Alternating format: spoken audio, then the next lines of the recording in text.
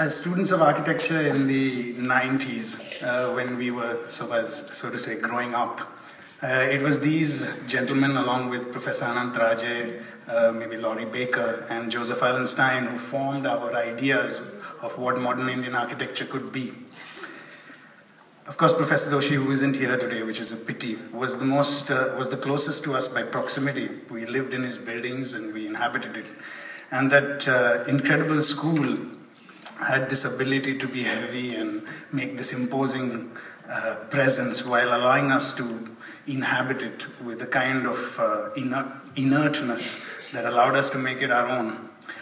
Mr. Correa's building was just down the street. There was Rewal House, Parekh House, and there was the Gandhi Ashram. And we inhabited those on Sunday mornings as we traversed their transparent diagonals.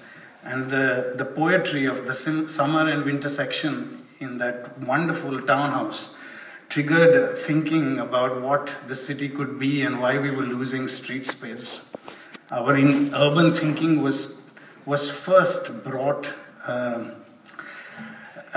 would you say, we first started imagining the city by small projects like these, but then larger discussions about the city were kind of infused, or rather they became part of the discussion through his writings. If we ever wanted to look at how tradition and modern architecture were related, there was no better examples to look at than Mr. Raj Rewal's work. And my first introduction to his work was actually through a portfolio of traditional Indian architecture that lay in our library. It were these wonderful A1 drawings, sepia on off-white sheets, which not only taught you the power of drawing, but kind of triggered this whole question of tradition and modernity, which was so alive when we entered architecture. It was a few years later when I came back to teach at the institution that Mr. Mahendra Raj's work actually came into focus.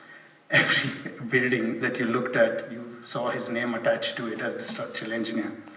Looking at it and guiding an undergraduate thesis on some of his work, you realize that he did the first concrete space frame in the world.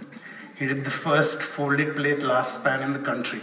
And this is all at times when there were shortages of material, there was drought and famine in this country. And there were these people who had the optimism not only to hope, but to think big.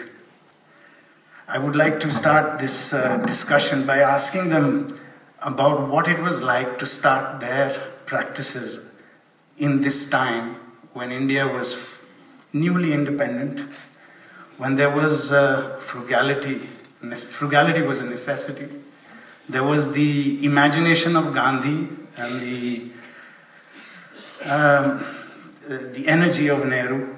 There was Sardar Patel, and there were industrialists. I would like to know, we are all young architects trying to start out our own practices. What was it like in the 50s and 60s to start? Maybe I could request Charles Correa to respond first.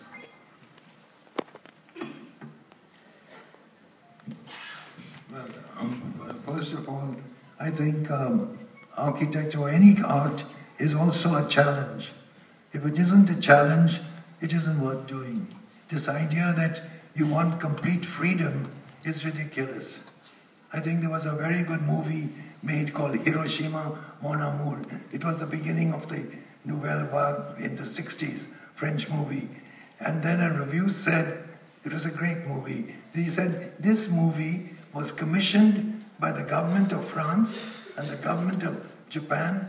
They told René, you must make a movie with using actors and actresses from these two countries, and it must be anti-war and anti the bomb. And he came out with this stunning movie. And this reviewer, Dwight MacDonald, he said, art comes from challenge. If the Pope had he called Michelangelo, and he said, paint the ceiling with scenes from the Bible. And I want the final judgment day at the end. If he had just told Michelangelo, you're a great sculptor, here's 100,000, whatever, go and do some research, he would have spent all the money in a cafe giving drinks to his friends. I think what is wonderful is when you get real commissions. And that's what's gone out of life. People now get some sort of fellowships and stuff. That doesn't help. What you need is a client. And I think what we had in those days were clients here in India who were willing, in Ahmedabad especially, that's where it started, and then later in Delhi, who were willing to stick their necks out. Because I think Cocteau has said, all art consists in taking a risk. And Ahmedabad had capitalists, but they were venture capitalism. They knew how to take risks. In Bombay, we have bourgeois capitalists. They never take a risk. So you've never had a good building in Bombay. Very difficult. But Ahmedabad, they had a risk-taking, the Sarabhais, Kasturbai and stuff. And they took risks. And Cocteau says it's risk-taking. And when all your friends tell you it's perfect, stop. That's when the true artist begins. So I think that was the feeling. That was a feeling in India. We never felt at a disadvantage. In fact, the other thing, of course, is that clients would give you a commission. I think Rahul Mehrotra, who's done a lot of interesting buildings, he told me the other day that he gets letters from someone who says, I've got this new project and we have given it to, what are the names of these people, whatever these firms are called, and Hollywood Route, whatever they're called, and would you be the local architect? You know, that's so insulting, as though no Indian can design a building as good as these. I'm sorry, this is really very sad for young architects today, because unless people say Goa needs better architects, I think it needs better clients. And I think the situation, yeah, absolutely. And again, no one in Goa is willing to take the kind of risk that the Sarabhais took, and they have the money. It's a matter of temperament. And I think that makes a huge difference, because by the time Ahmedabad had developed all this, and Kanvinde also did all his first buildings in Ahmedabad. And then Mrs. Jaika, Pupul Jaika, who was very important, and she did the festivals of India. She picked it up in Delhi, and she had a man, a secretary called Ramodarai. And Ramodarai and Pupul Jaika commissioned all Raj's great buildings, which he did for the government. All these buildings were done on very low budgets, but that's never a problem. Budgets don't give you a better building. It's always the challenge of doing something good. I'll give it to Raj so he can continue. Thank you. Thank you, Charles. First, I met Charles actually on an exhibition ground where he had done a stunning building, all in concrete, Lever Brothers or something like that. It looked really like something from outer space. And Mahendra probably did the structure. It was difficult. Not probably. He did. That's why it was very difficult to get inside the building. You had height problems a little bit. But anyway, it was something outstanding, and in a way, now when I look back, I see some of the other architects after about 70 years in Europe who are known to be doing structures with diagonal angles, etc. I mean, it was already done at a particular period and time frame. So I think it was the energy and creativity, and people let you do what you wanted to do. There were no questions asked. Let's say you appointed an architect on a certain basis, and let's get on with him, whatever he's doing. We talked about Hall of Nations. I think you mentioned that. There was a competition, actually they declared that there's no winner, but perhaps my project seemed the most optimistic to be done in a certain time frame. So I was asked to get on along with it. But I was just told one thing: this is the 25th year of India's independence, and the building must reflect that. So I thought a lot about it, and I thought, okay, let's do a structure which is the largest span structure. And everybody was doing space frame in steel. I had also worked on one in Europe, which was only a roof. But in this case, I conceived of a space frame which would be both in a wall and also become a sunbreaker, different from Corbusier's sunbreakers, which were put as undulating sunbreakers on top of the structure. So wanted to go ahead with it. But how to build it was a big problem. And I struggled with the idea, and once had been done, lucky to have Mr. Mahendra here with me. And he took on the challenge, and actually even he was a little skeptical, perhaps he's still skeptical about doing a concrete frame structure. But I had seen one of Navi's building as a truss, as a concrete truss, in way back actually, I think in just a year before. And I said, well, if a concrete truss can be done, a space frame can be done in concrete. And on this side came Buckminster Fuller. I hope you remember that. Do you remember Buckminster Fuller on our side? And he was amazing. You asked such questions. I brought him to I did not know that. I don't remember that. Anyway, he came to the side and he was sort of shocked about it. Okay, why are you doing this in concrete? And how about, because this is all designed to be prefabricated structure in steel, joints, etc., high technology, and you are doing it with the minimum labor. So I was really grateful that Mahendra Raj and another engineer called Dorai Raj could take the challenge of actually building it. Mahendra Raj, of course, structural design, and him constructing a model of it. No engineer, I think, today will take it on from public sector, that kind of work. So that was the kind of energy, enthusiasm, and self-confidence. And also, I have to give it to Mr. Ramadurai. I think Charles talked about him. An amazing individual. And he said, okay, do it. And I mean, when we mentioned about the span of 256 feet, etc., he said, I may have nightmares, but you go ahead with it. I said, there's no time. So in a way, that was the kind of thing, that was the kind of attitude and the spirit. At the same time, I was asked to do, next door to it, the Nehru Pavilion. I don't know if you remember that. It was just a grass mound, and they insisted that I do it. And I said, no, give it to Mr. Doshi or Mr. Correa. They said, it'll take some time for them to come from Bombay or Ahmedabad. We have only 6 months to do this project.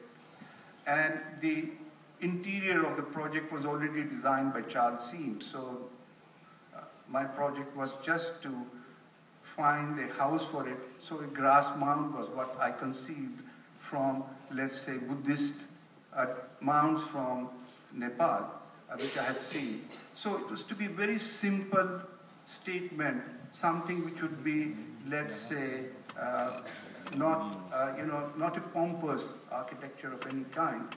And when the building was conceived, it was Pupul Jekar. I think he came and he embraced me. I think that was one of the greatest prizes I ever had. That she said, oh, just that. She said nothing, and that was that.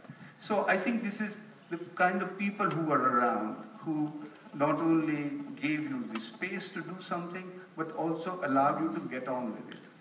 So I think that was the period.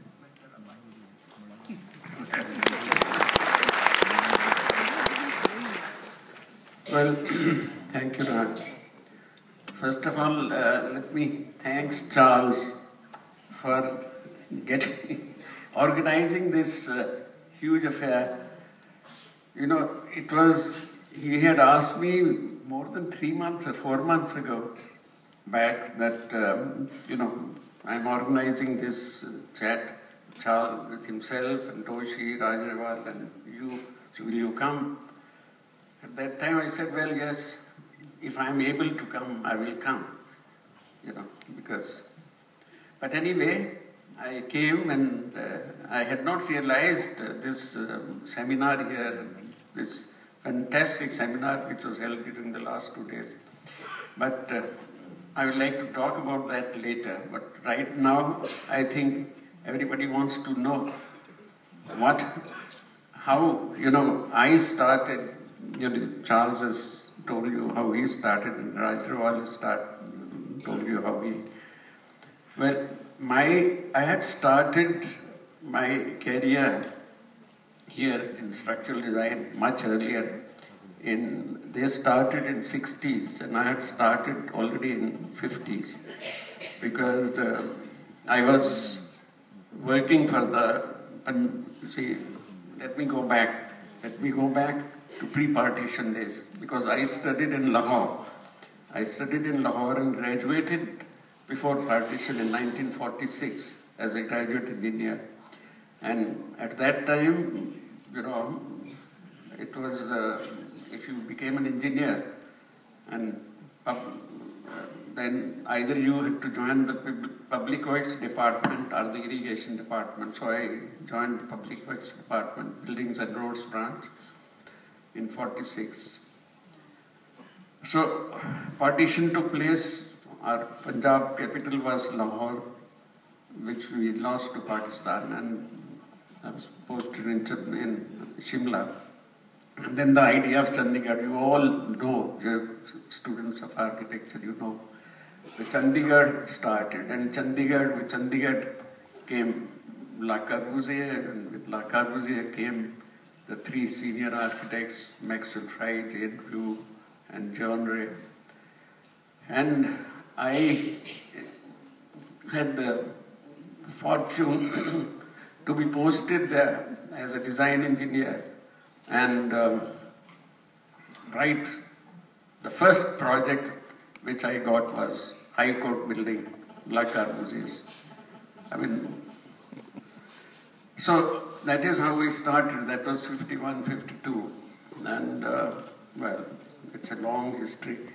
But as Charles told you, it was not that easy to work with Le Corbusier because he gave you an example of the Secretariat building, the block 4 of the Secretariat where the Governor's Palace is concerned. So he had all these horizontal members, as he told you, and the vertical members were jumping around. It started from the top, then it staggered, then it went back, and then it lower floor. So the vertical element was not in line. So now, when it's interesting for you to know that when Chandigarh happened and Le Corbusier was hired, then he had insisted that along with the 3 senior architects, Maxwell Fry, Jane Drew, and John Ray, the government should have French engineers to work on the project. But the engineers, the public works department engineers, had, with Mr. Pierre Verma, they refused to do that. They said, no, we will not have French engineers, but we'll have only Indian engineers. So the problem was every time Corbusier was a little difficult, and you went to him and asked him that this is not possible, and he immediately replied, but I told you that your Indian engineers can't do, so why didn't you get French engineers? Even now there's a chance to get the French engineers. So that is the way it used to go. Well, there are a whole lot of stories about the High Court and the Secretariat, but that was 50s.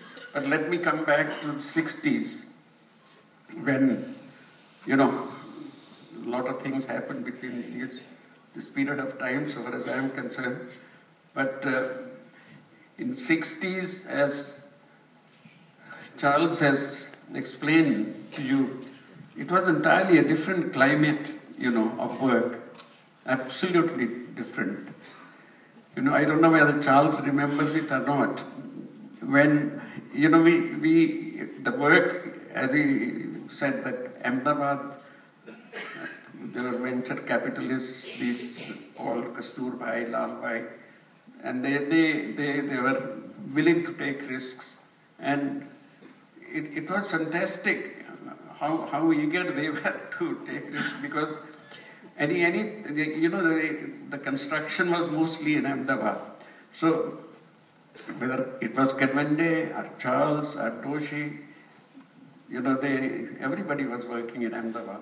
And I was also working in Ahmedabad along with them.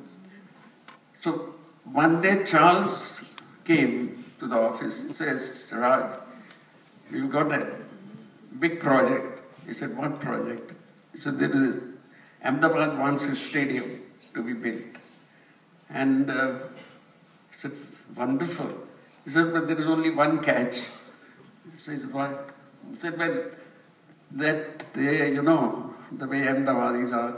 So he said, the Kasturbai says that you design one bay of a stadium and I'll pay you 25,000 rupees.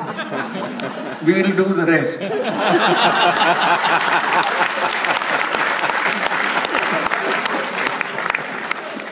Charles, very generously, he said, listen, Raj, I'll split the fees with you. You get 12,500 and let's do the stadium. I said, why? Stadium, it's a fantastic, opportunity to do stadium. And that's how the stadium we worked together on this folded plate cantilever, etc. But, I was amazed that nobody questioned, nobody was, sort of, they said, all right, go ahead. And we built, we got paid for one bay, but we built a number of bays, different bays. Anyway, that's how we started. And, well, that's with Charles. And with Raj,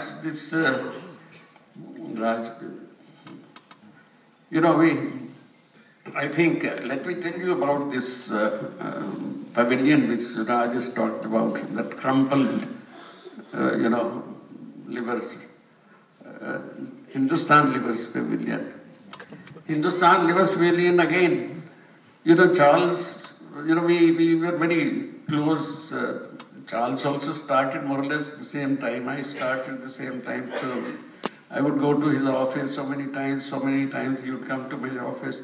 So suddenly he came one day and put a blob of paper on me. I said, what is this? He says, it's a building. So what building?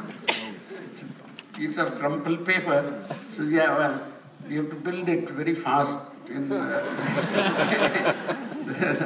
exhibition, in the next exhibition. So can it be built, I looked at it. I said, well, one can try, but, I said, well, you have to, the crumpled paper, you have to perhaps give it a few more folds, and I will direct those folds. So that's how, well, you see, it was a very interesting time. I think he's going back years, and his particular question, that was a period when, there were no computers, nothing, and there were not even these fast calculators, slide rules, and mechanical calculators, so far as I'm concerned. But we did a whole lot of interesting work at that time, somehow.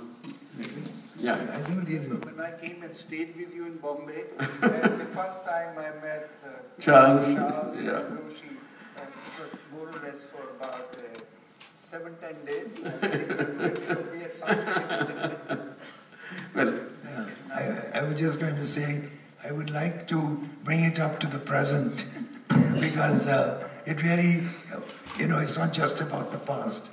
I think the wonderful thing about India is that, at least in my experience, is the questions you can raise in your work.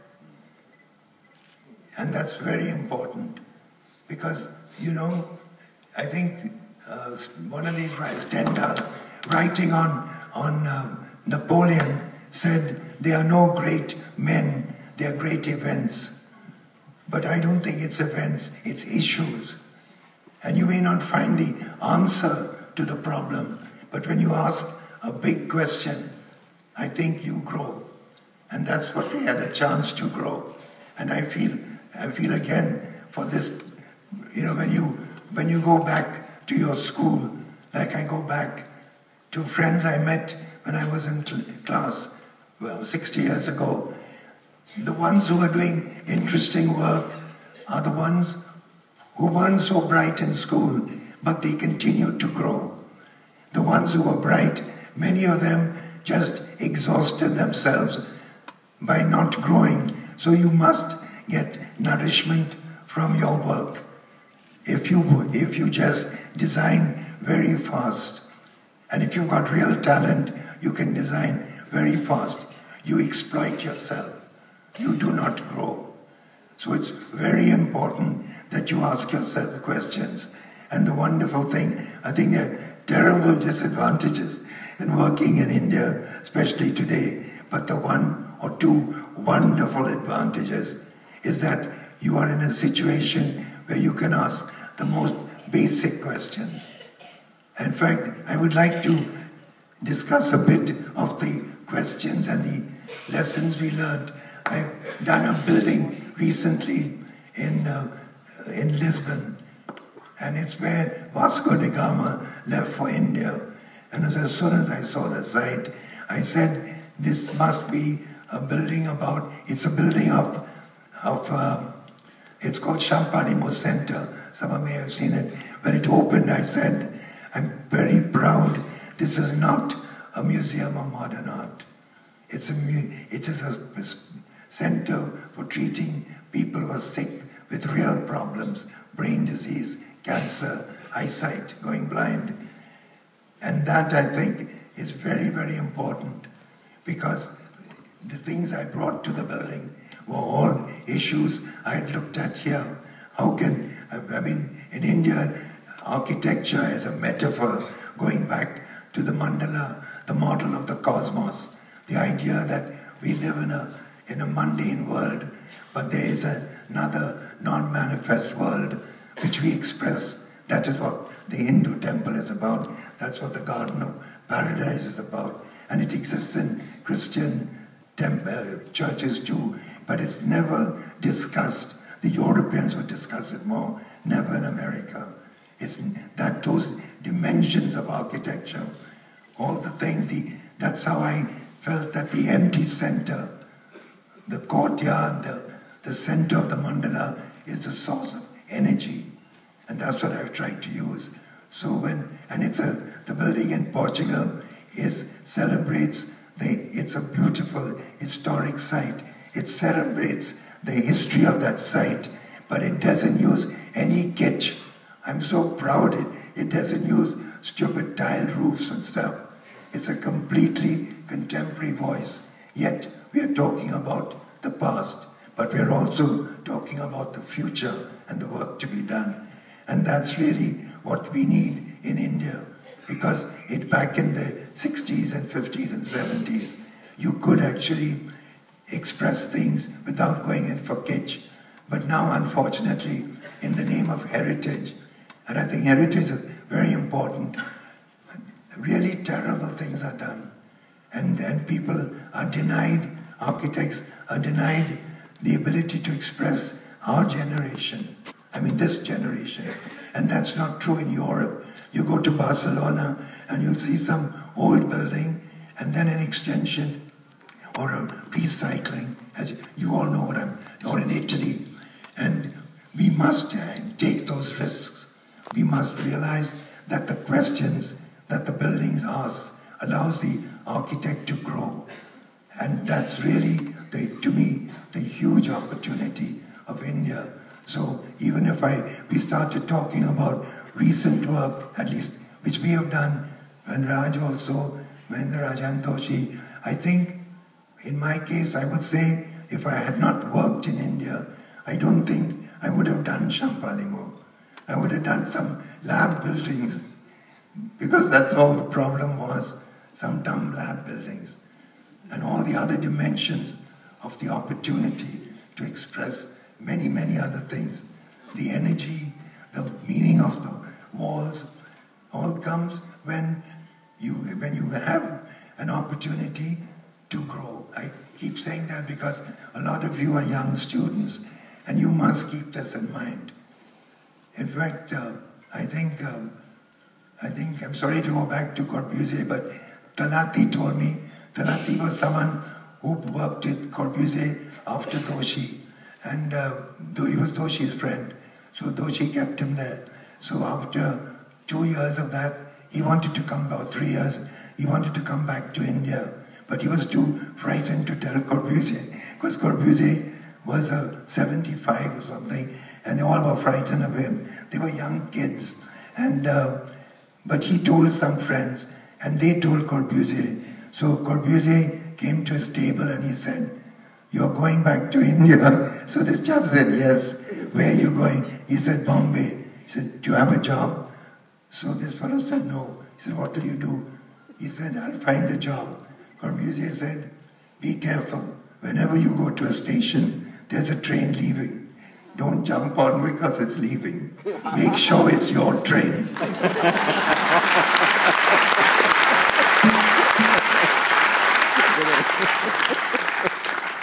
Mr. Rewal, maybe you could elaborate on that, because in some sense, you all have spent 50 years searching, looking at India, and you all are still practicing. But a lot of the work is now outside India, in China, in Portugal. How do you build a continuity between issues which are here that you've developed, and when you build in contexts which are that different?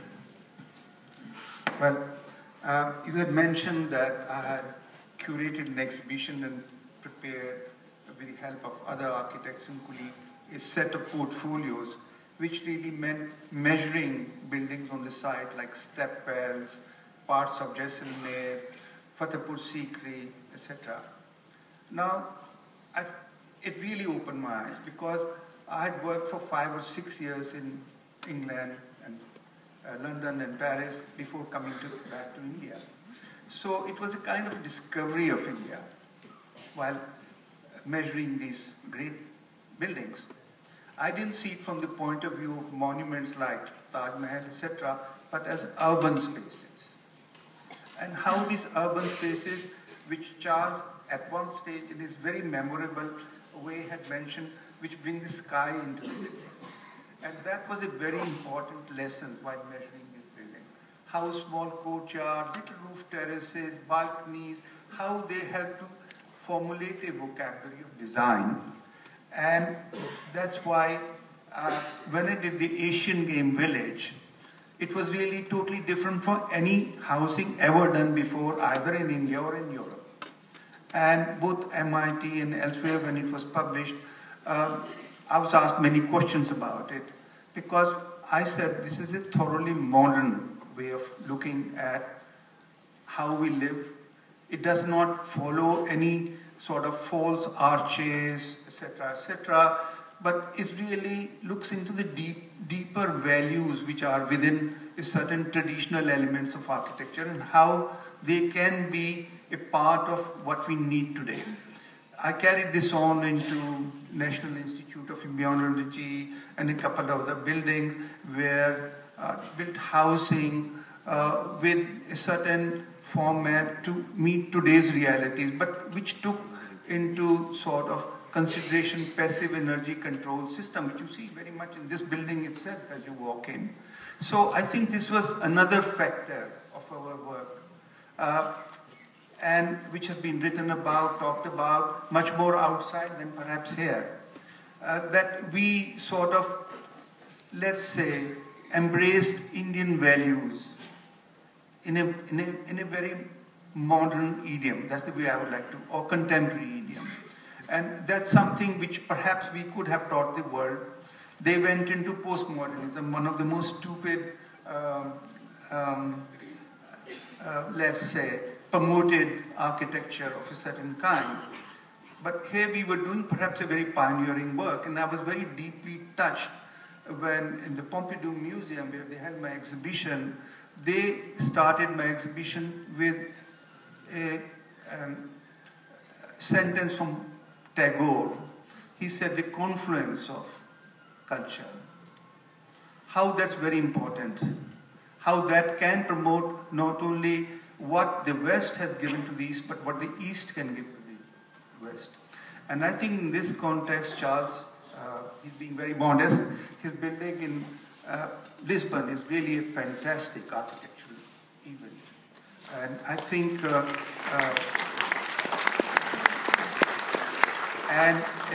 the progression of space is leading particularly to the sea or to the water, which mingles with the sea. His open air theatre, etc., could have been done only by an Indian architect, I feel. Nobody else could have done that in Europe. And that's a great contribution. It's been said that the, let's say, when Impressionism started, painters like Gauguin, Cézanne, etc., they borrowed heavily from, let's say, miniature paintings from Iran, or they borrowed from even African art and created a truly modern event in contemporary painting of their period, Impressionism.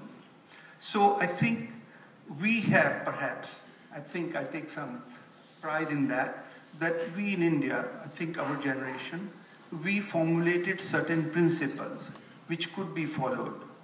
And that I have a good feeling that many of the younger architects have followed those particular values and created some truly very good architecture.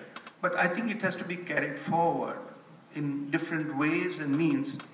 Again, for me in Lisbon, having won the architecture competition where Caesar was also competing, and there was a lot of heartburn in Lisbon at the time. I don't know if you heard about that.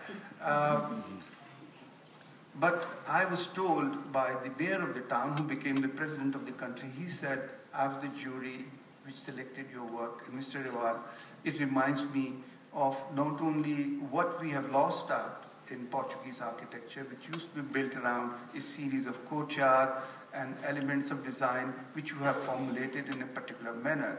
So I think this is an aspect of our generation which we try to take forward. I'll come to another project which I would say building in China recently. Now everybody in the world talks about how the Chinese have moved ahead of us, ahead of Indian in terms of what they have built, etc., etc. But I can tell you that it's all what I would call a copycat architecture.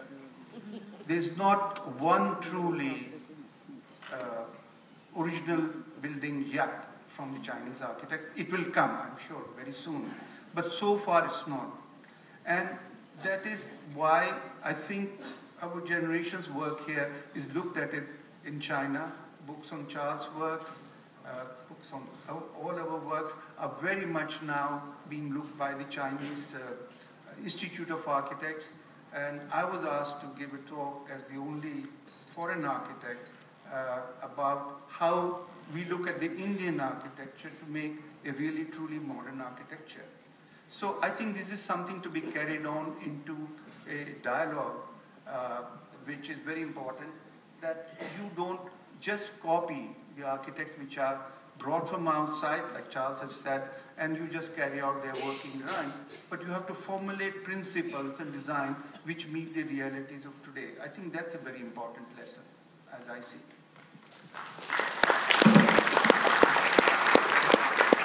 Mr. Mahendra Raj, I'd like to ask you if there are parallel values. I would like to ask you if there are parallel values in engineering that the culture of our context brings out. Is there perhaps an Indian ethos to engineering? Is there something that developed through the time that you worked? How do you see engineering, the development of engineering over the last 60 years in this country? Well, you know, what Charles has said and what Raj has said, everybody in the audience understands, because they're all architects. There is no engineer there except, you know, I want to ask this question. How many of you know what is Z-axis? Why? What is Z-axis? You know, this convention. Do you know that? What? No, that is the Z-axis. I am the Z-axis. You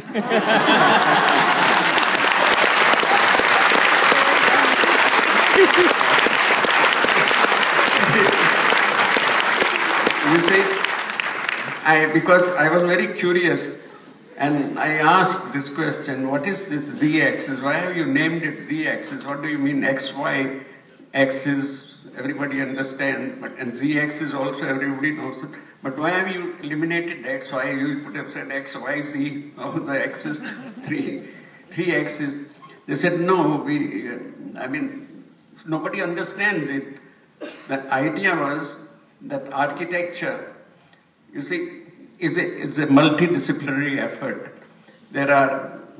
It's not one profession which creates. There is an interaction with a number of professions which creates a building. Every building needs engineers, and other engineers are different sort of specialization and so on and so forth. So the Z-axis, which none of you question perhaps, is all others who contribute to architecture. You know, so no, I mean, it hurts me that in this entire gathering, I am the only engineer who is present here. And if question has been asked to me, I'm glad there are some engineers there. Well, the engineering, of course, has progressed tremendously over the past years. I mean, if you see,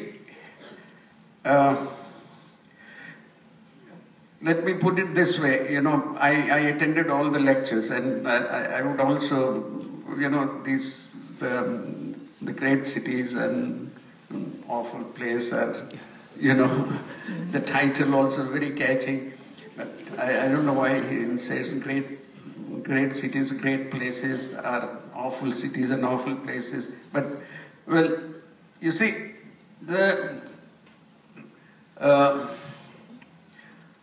engineering is a very precise, it's a certain type of engineering is a precise end. Otherwise, engineering is based on scientific principles, but in the final decisions that an engineer takes, there are a whole lot of issues. It's not just the analysis and the design of it, but your intuition and your comprehension how the structure will behave. You know, you see, because if you have to have this comprehension, and then over the years, you see, what has happened is that when I worked in 60s, there were no computers, there were no computer programs. Today, there are computers and computer programs, aids. And what are those computer aids? That anything that you have to design, a cantilever, Gary's building tilted this way, that way, anywhere, whatever you want to design a space for you punch in, you know, and there are computers which will give you the answers. Now,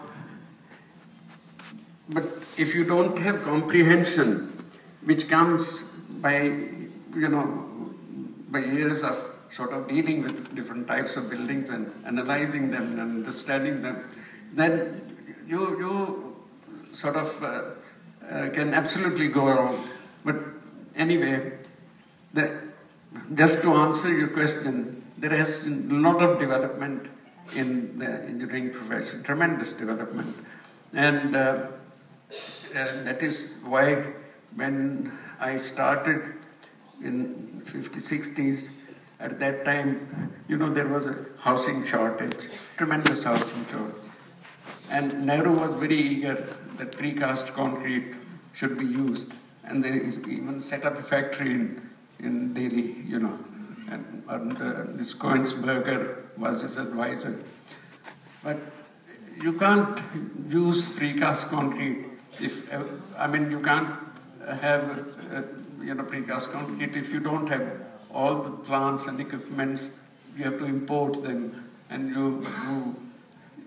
but today, and you have to import them, and you have to carry large pieces on the roads. The roads don't exist, and so on and so forth. But today, it is possible. The steel was not there, not available.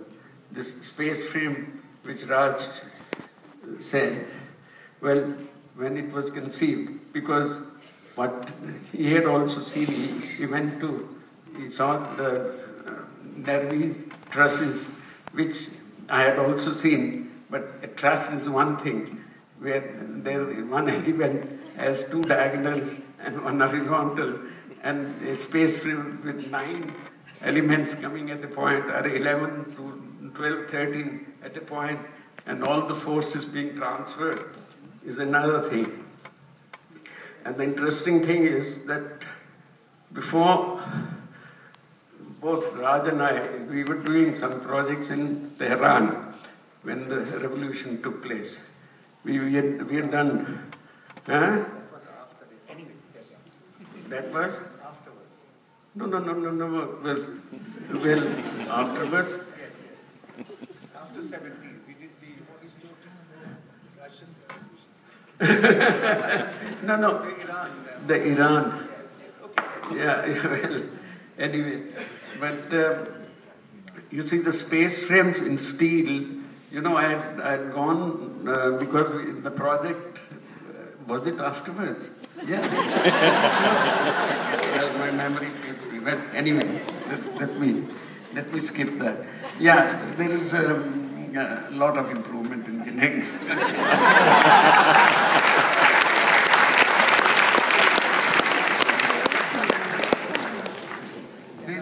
I just want to add one thing. Now, every engineer can do everything, whatever. So he doesn't have to think. The computers do the thinking for him. Well, I don't think computers can think of symbolism, ideas which have, what I would say, in my case, I use the word rasa, that is the essential values by which a building speaks. I think the computer still cannot comprehend that aspect. Is the, let's say, light, space and structure, these are the sort of values which I had started as a young architect. But so one graduates slowly and eventually one gets works, and I have 2 or 3 such works in hand and 1 or 2 which I've done earlier, where the idea of what a building is going to say or symbolize, and how it will have a dialogue with the people perhaps who come from the same culture or from different culture. It's something, a point which intrigues me very much.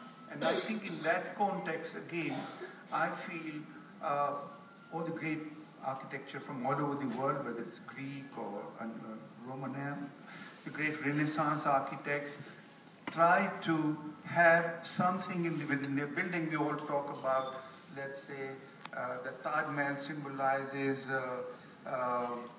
love, etc., etc.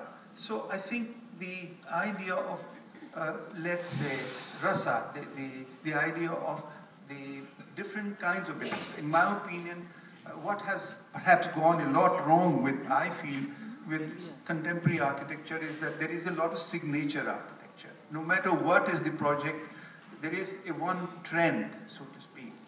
Now, let's say if you're going to do a research building, whether you're going to do a university, whether you're going to do perhaps a religious building, I think the outcome should be based on its essential theme on which you are working. Function, not per se just the functional element, but the symbolic aspects of it. And I think this is again why I have gone back often to Asian architectural themes, both in India, perhaps in Iran also, that it's very important to consider these aspects when you're designing. I don't know, Charles, what you have to say, because I think a lot of your buildings have a narrative quality, as I see it. But I don't know how you feel about that. Let's talk about that. Well, I think we should clarify what you just said, that you look at the old architecture to try and understand what could be called its deep structure. You don't look at it superficially and say, oh, they did Gothic architecture and this kind of twirls or whatever. But you try and say, what did it express? And how can I express it in other materials for other problems? And all the great architects of the past did that. They took the culture of that place and the aspirations. Frank Lloyd Wright invented the way Americans were going to live for 100 years. With his houses in Chicago, as a young kid of 22, 25, he started. The thing is, he didn't do it by copying the past. It's because he understood what Americans wanted to become. It's very important. Architecture expresses aspirations. I'm telling this to the students too. Aspirations are very often expressed in a very ugly way in life. But an architect should be somebody who can take those aspirations and give them a poetic expression or some expression which changes them, transforms them. And this is true. So the problems we face of how do you make an Indian architecture relevant to India and yet speak without using a phony kitsch voice has been faced by everybody, including Luke Kahn spoke a lot about that, what he called Volume Zero. I think if you look at Corbusier's work, they say all of it is the work of a Mediterranean man, an homme Mediterranean. And yet, he never used a tiled roof. He reinvented the ethos of the Mediterranean in steel and glass and concrete. And this is what we have to do. We must respect the past and the aspirations, but we must have the freedom. And that's the wonderful thing about architecture. It allows you, the creative part comes when you now express this in a new way. And that's what motivates you. And it's something which many, many people have faced. I think apart from Wright, I think Walt Whitman, the great American poet, wanted to write an American poetry which was not European. If you go to France, and he succeeded, his voice was quite different from an English voice. If you look at in music in Europe, if you look at Debussy, Ravel, Fauré, they wanted to make a French music which was contemporary but not Germanic. So how do you, after Beethoven, at the time of Brahms, how can you create a music which is free of that? And they succeeded. And they succeeded in every way. Because they were determined to do it. And that you young students, you must give yourself some goal like that. And you to be your train. And you'll find a way to express it.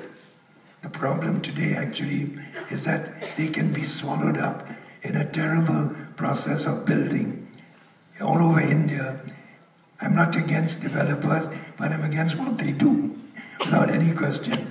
But it's ruining a generation of architects because they're not allowed to question even the program.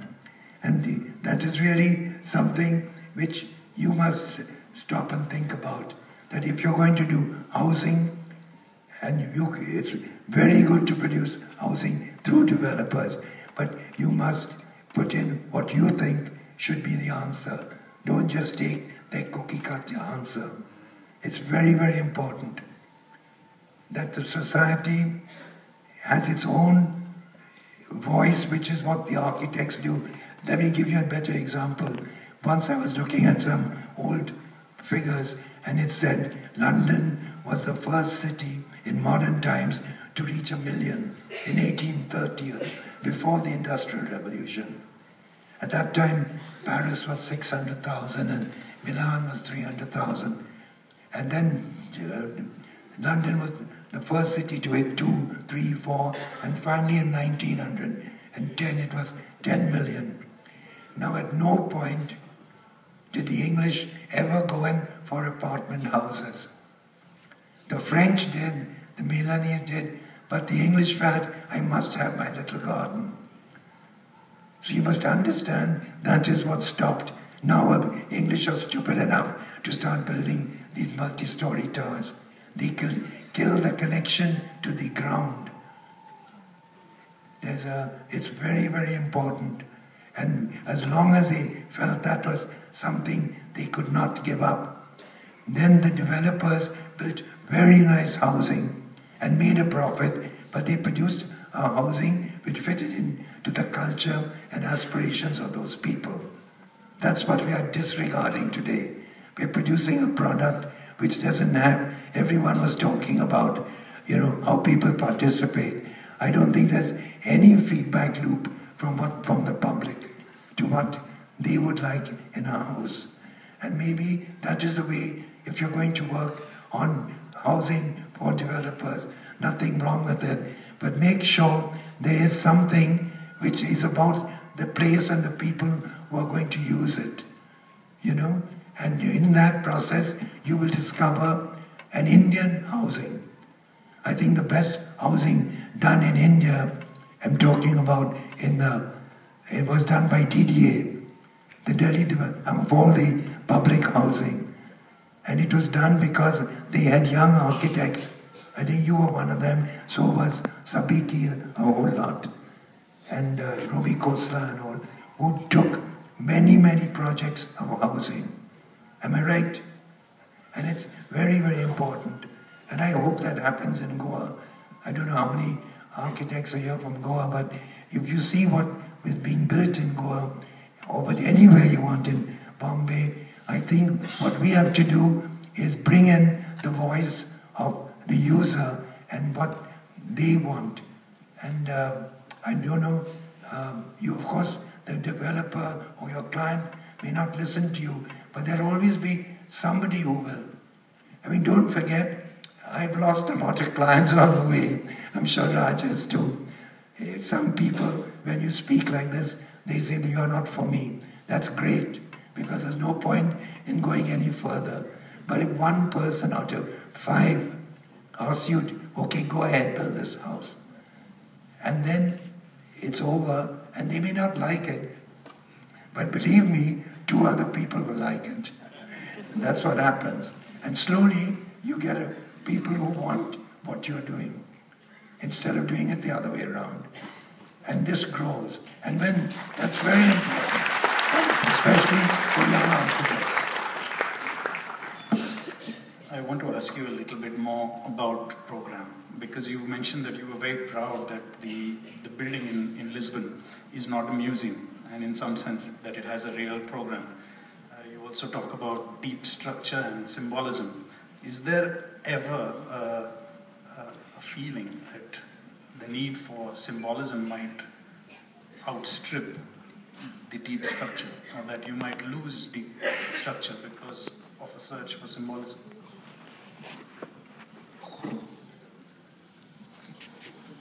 Well, for me, both deep structure and symbolism probably mean the same thing for me. And let's put it like that. I had one project which was very let's say, challenging from that point of view. It was the library for the Indian Parliament. And it was next to the imperial structures of Baker and Lutyens. And how to build next to it, and how to have a different ethos, because Lutyens had very clearly said that they were building in India to show superiority of Western art, science and culture in India. It's a very imperial statement, and it's one of his, in all his books and statements.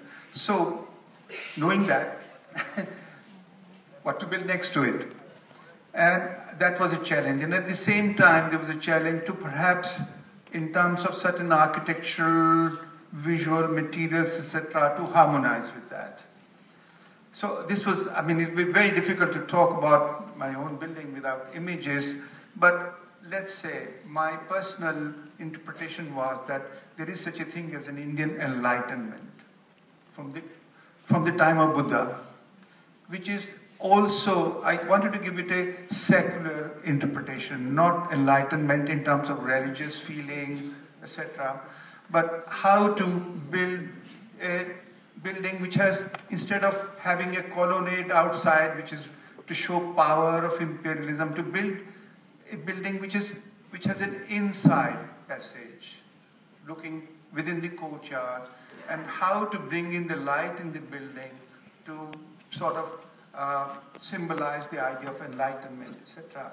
So, I mean, I took that challenge from that particular point of view, that the building should be at the same time not only, let's say, go ahead in terms of its structural concerns, in terms of its building materials, in terms of its many structural things, a series of domes which were practically lifted up like the Ronakpur temple. For me, that was a great inspiration, because the Ronakpur temple, you have a prakirma going around, and the temple, the dome is lifted up, the light percolates through. So just that particular simple idea was the basis, one of the bases, and the other one going around. So I think in a way, I tried to, look at it from a different perspective. I think Charles has done a lot of, come on, speak about it.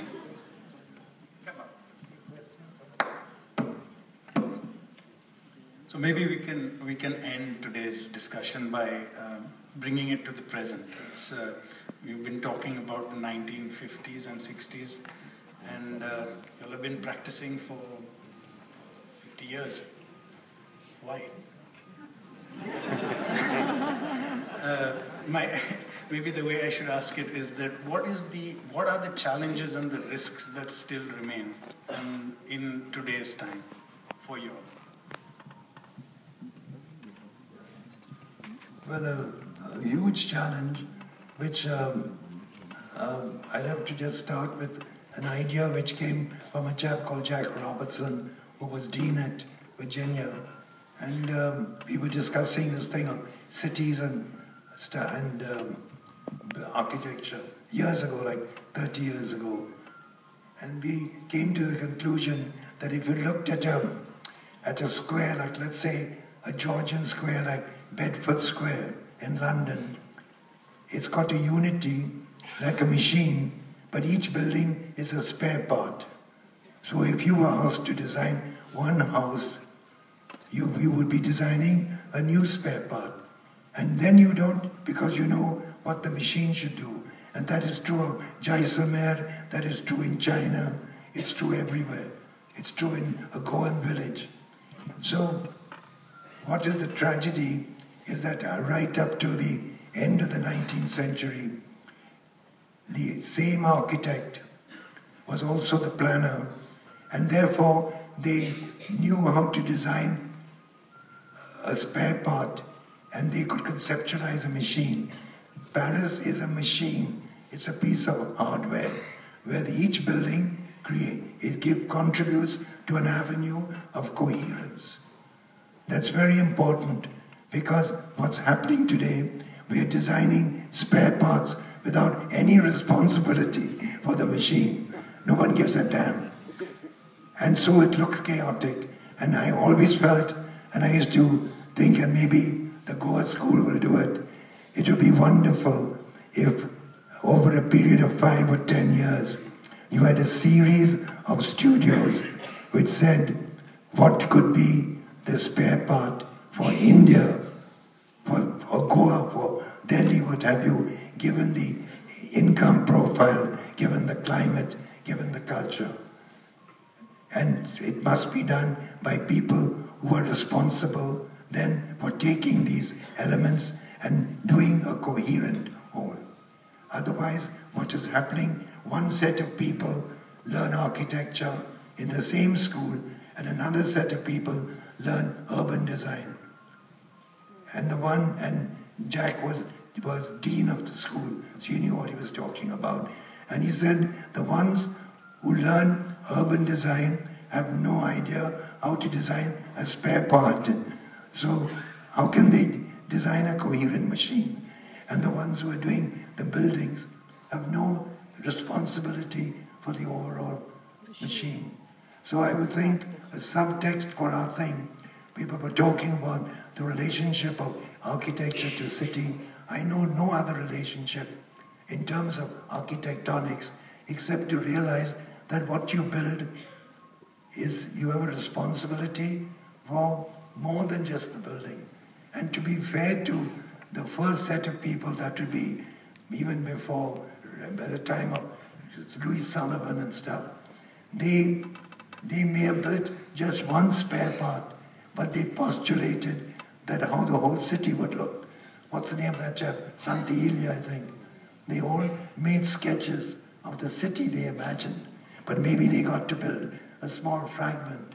But now that is degenerated to the point that you design one little spare part, and since it's usually a high-rise glass tower, you say, I'll twist it this way today, and tomorrow's building, I'll twist that way. And that's what you're allowed to do. You know, if that is architecture, I'd really rather be a dentist. I don't want to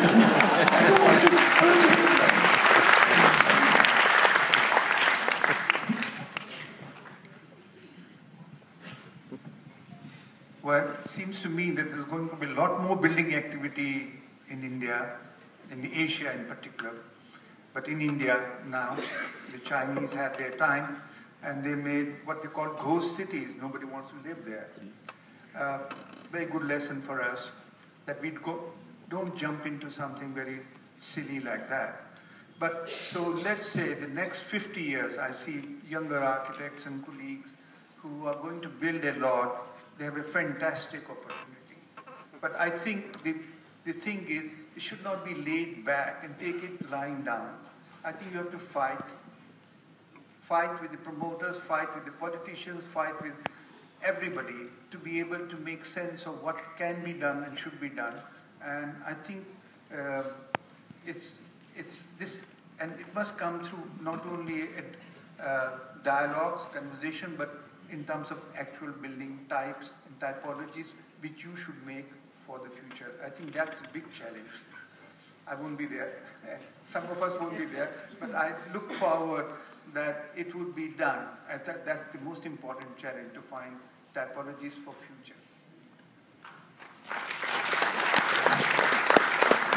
Well, friends, you know, I have been working with most of the leading architects of the country. You know, two of them are sitting here. Then Doshi couldn't come, and Kanmende was there, and Rajesh was there, Stein, who passed away. And well, some other time, I'll tell you that all these gods have weaknesses also. And those weaknesses, only an engineer who works intimately with them knows.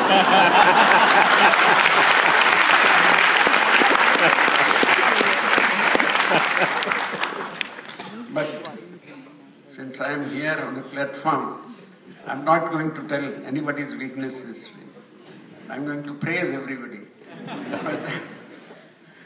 But having worked with all of them, what was the commonality?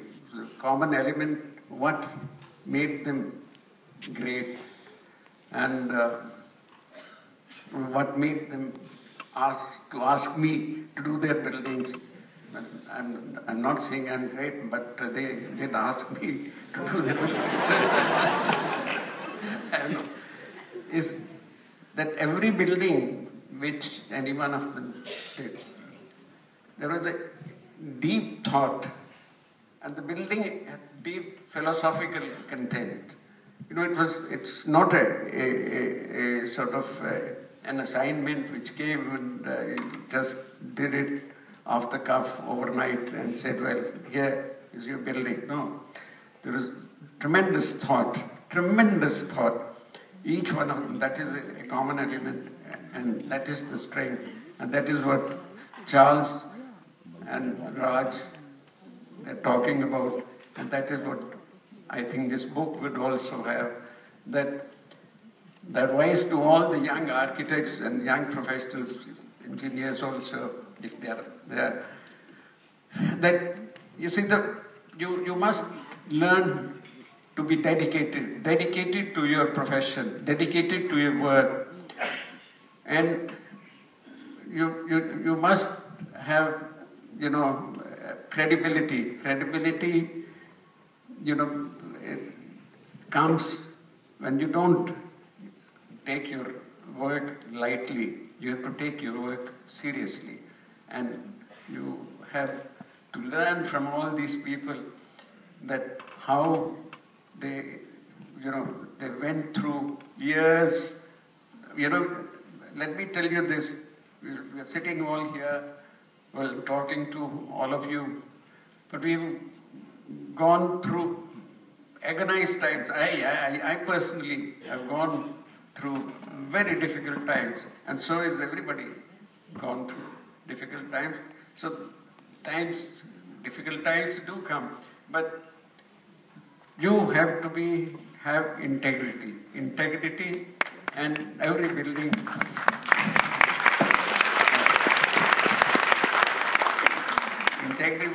Integrity and credibility is very, very important. Thank you. Excuse me, I want to just tell one little story. It concerns what Raj said about engineers and architects. Raj and I did a building in New York for the external affairs. And you know, when you do a building in America, you don't have a license, so you have to have an architect of record signing it, and also the engineer. And the engineer he chose was an old friend of his called Abator, a very New York Jewish kind of tough guy, you know. And then one day, and Abator was very down to earth, very brilliant engineer. One day I got an essay which he had written, and I'll make it brief. He says, this Abator writing, he says, you know, back in the 70s, I have this Indian friend that is Raj, Mahendra, and he came to my office and he said, come with me, I'm going to Philadelphia. And it was 5 in the evening. So Abba said, I can't come now. He said, come, I'm going to meet Dukan. So Abba said, who's he? So Raj said, you don't know who Dukan is, come along. So they went up. And Abba said, Abator said, they went to this thing, and he had built him up as the greatest architect. And he said, this little Jewish man came out with a scar on his face. And I said, what kind of architect is this?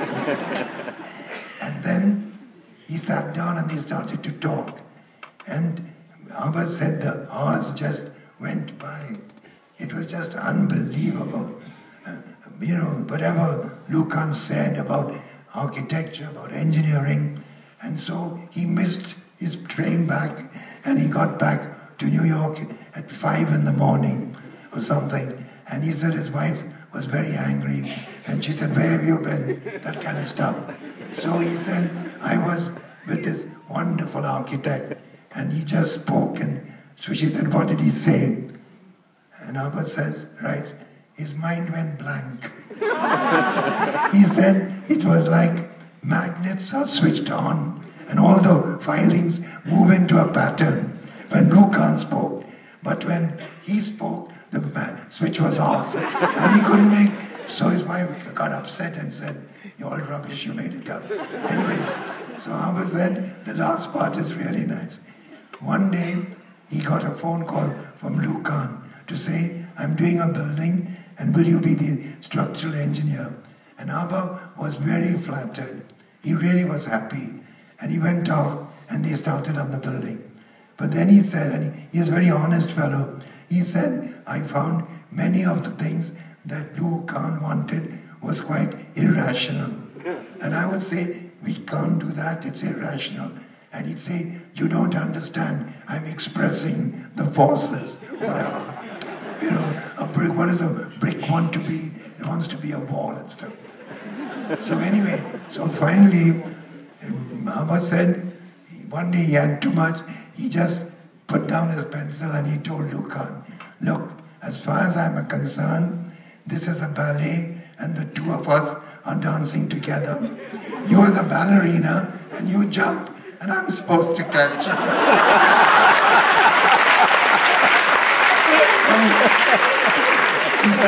Lucan absolutely exploded. He said, "This is the end," and all that. So actually, it's very good if you tell the stories of the bad side.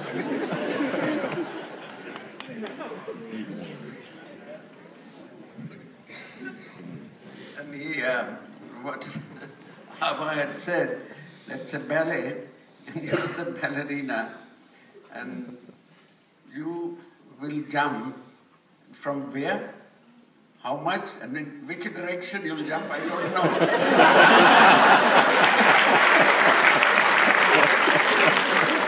But I have to be there to catch you.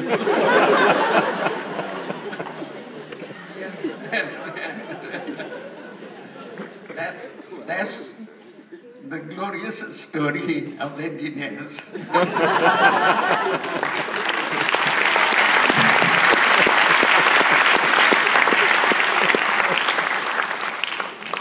On this wonderful note, I think we will end. May I request the audience to stand and just appreciate the wonderful contribution of these gentlemen to the profession.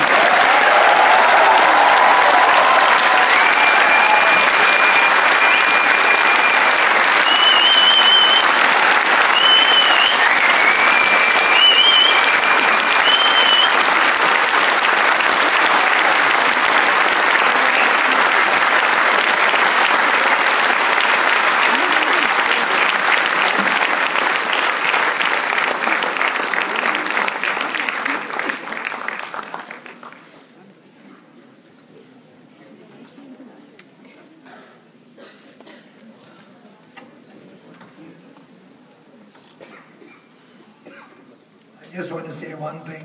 A number of you have said, "Thank you for calling me here." I didn't make up the list. It's Ruturaj. And I think he should get the full thanks from everybody. Please.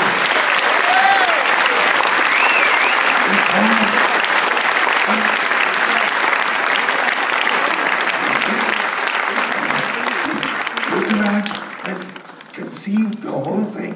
It was his idea. He made the list of people, made the whole program, trained the trainees, and he did it all. And so he really deserves a very big round of applause.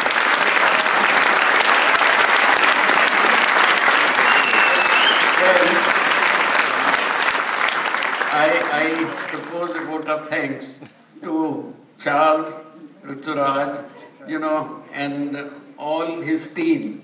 A very dedicated team. You are fantastic.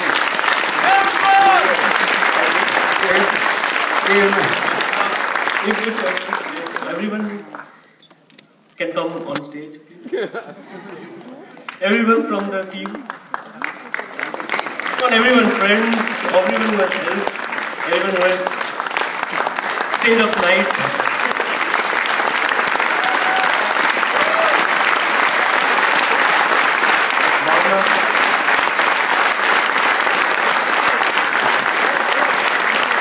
From large team, everyone.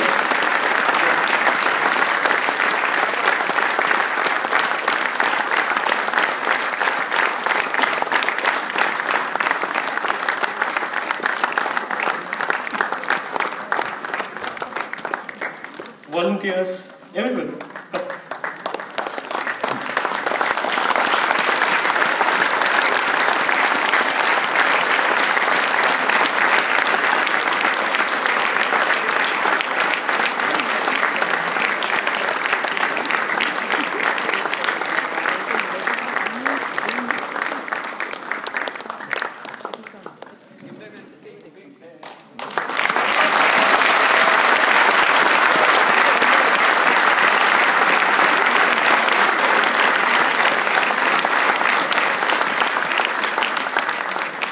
Thank you, sir. Thank you, everyone. Thanks a lot. Well, there's a nice Goan band playing at the bandstand, and there's barbecue and some drinks there. So in case if you want to go, in the municipal garden. Not the organization of the Charles Correa Foundation.